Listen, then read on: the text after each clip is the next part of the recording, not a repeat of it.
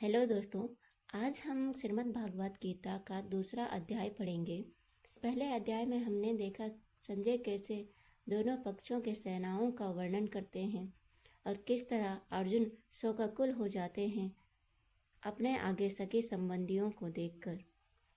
अब हम देखेंगे श्री कृष्ण भगवान कैसे उनके मन को शांत करते हैं, उनके मन में उठ रहे प्रश्नों का किस तरह वो जवाब देते हैं। तो शुरू करते हैं। उस प्रकार करुणा से व्याप्त और आंसुओं से पूर्ण तथा व्याकुल नेत्रों वाले शोकयुक्त उस अर्जुन के प्रति भगवान मधुसूदन ने यह वचन कहा। अब भगवान श्री कृष्ण के वचन कहते हैं। श्री भगवान बोले, हे अर्जुन, तुझे इस असमय में यह मोह किस हेतु प्राप्त हुआ? क्योंकि ना तो यह श्रेष्ठ पुरुषों द्वारा आचरित है, न स्वर्ग को देने वाला है और ना ही कीर्ति को करने वाला ही है। अर्थात तेरे मन में जो ये प्रश्न उत्पन्न हुए हैं, ये तो ना श्रेष्ठ पुरुषों का आचरण है, ना तो इससे स्वर्ग की प्राप्ति होगी, ना ही इससे तुझे कोई कीर्ति मिलेगी।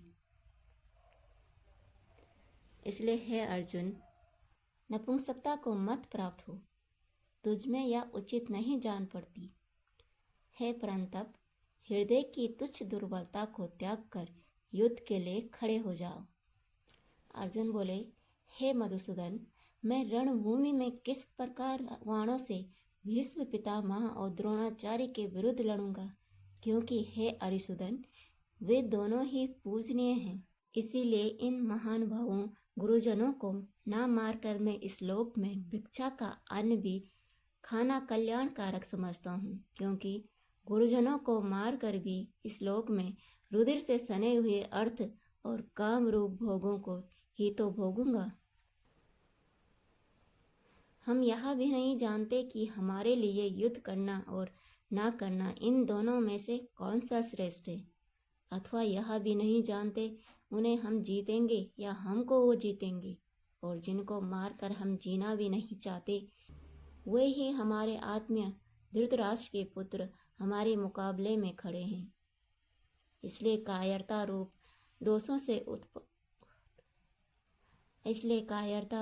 दोषों से उपहत हुए स्वभाव वाला तथा धर्म के विषय में मोहित हुआ मैं आपसे पूछता हूँ कि जो साधन निश्चित कल्याणकारक हो वह मेरे लिए कहिए, क्योंकि मैं आपका शिष्य हूँ।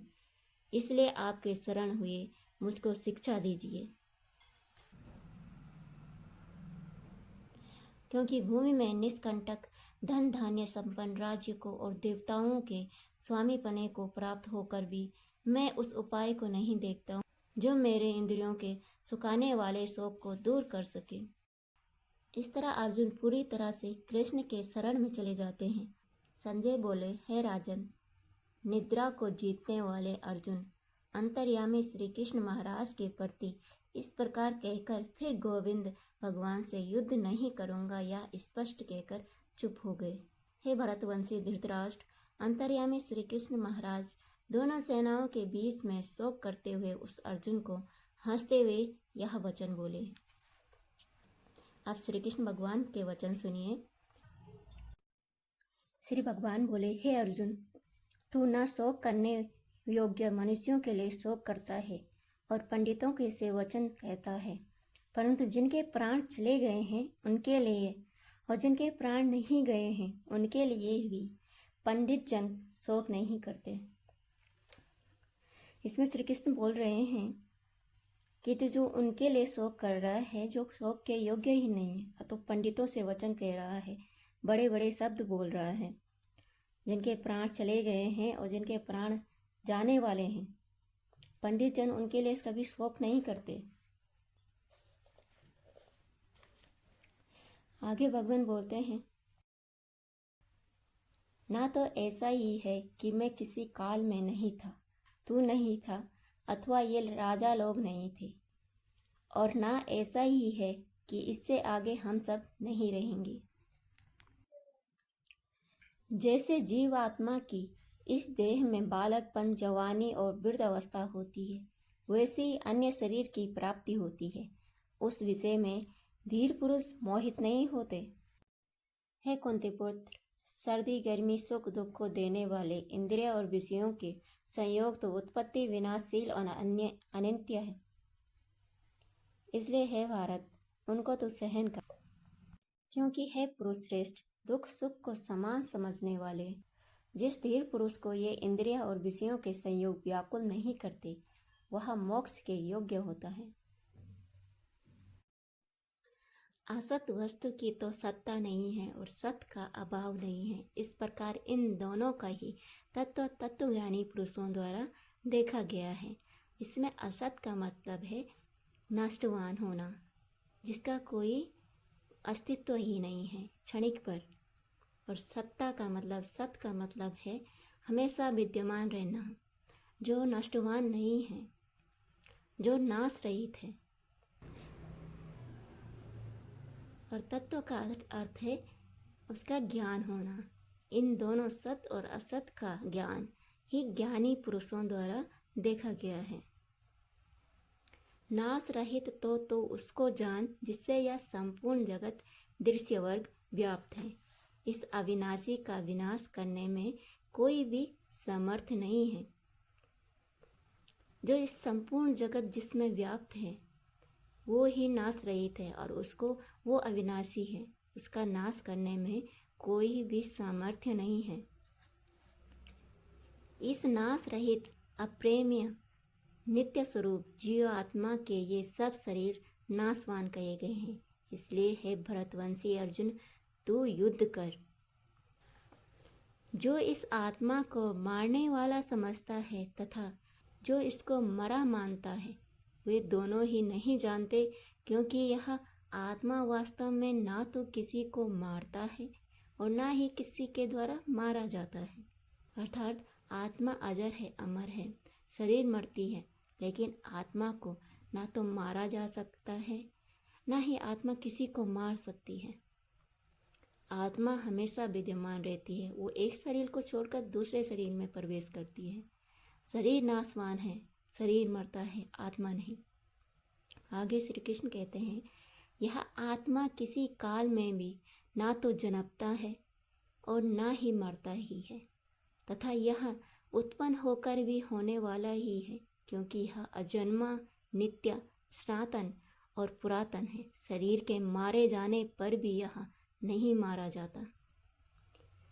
हे पृथा पुत्र अर्जुन, जो पुरुष इस आत्मा को नाश रहित, नित्य, अजन्मा और अव्यय जानता है, वह पुरुष कैसे किसी को मरवाता है, कैसे किसी को मारता है।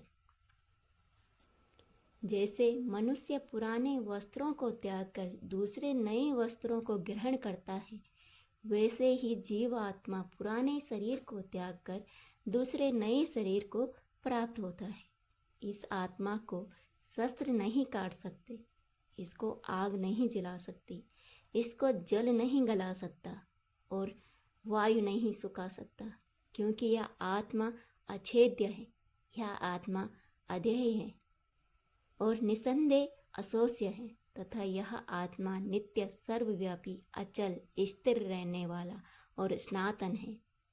अर्थात यह हमेशा अजर अमर है।